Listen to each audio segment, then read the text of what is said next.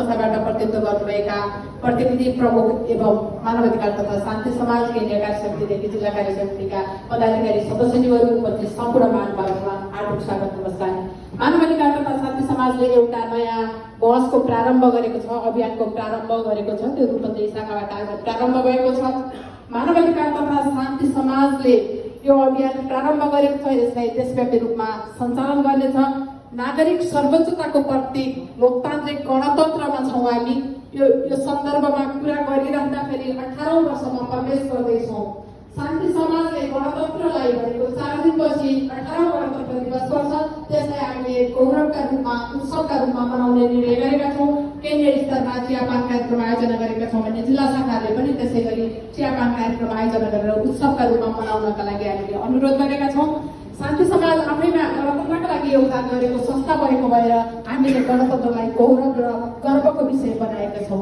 यद्यपि यहाँ नागरिक आकांक्षाको कुरा उठेको छ। नागरिक सर्वोच्चताको उच्चतम रूप भनेको लोकतान्त्रिक गणतन्त्र हो। तर नागरिक सर्वोच्चता भनेको खालि एउटा औपचारिक रूपमा मात्रै सीमित हुने कुरा होइन। नागरिक सर्वोच्चता भनेको नागरिकका आकांक्षाहरू सम्बोधन हुन सके कि सकेनन् भन्ने कुरा नागरिक सर्वोच्चतासँग जोडिन्छ।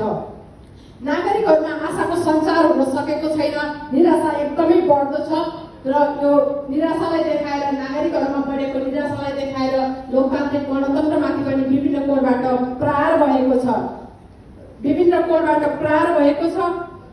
गणतन्त्रमाथि योगदान गरेका कारण मानवाधिकार तथा शान्ति समाज यो व्यवस्थामा चट्टान जसरी उभिएको छ र शान्ति समाज आफैले पनि विभिन्न प्रहारहरू खेपेको छ। तर यो व्यवस्थाको मर्म थियो, यो परिवर्तनको जे मर्म थियो, नागरिकहरू परिवर्तनका लागि जसरी समाहित भएका थिए, जे उद्देश्य राखेर त्यो अनुरूप हुन सक्यो कि सकेन। एउटा सामान्य भन्दा पनि सामान्य नागरिकले, आर्थिक रूपले विपन्न नागरिकले आफूले शिक्षा प्राप्त नगर्दै गर्दाखेरि आफ्ना सन्तानलाई त्यो शिक्षा दिने, उचित शिक्षा दिने वातावरण प्राप्त गर्न सक्यो कि सकेन। एउटा महिलाले नीति निर्माण तहमा, निर्णायक तहमा आफ्नो उपस्थिति प्राप्त गर्न सक्यो कि सकेन।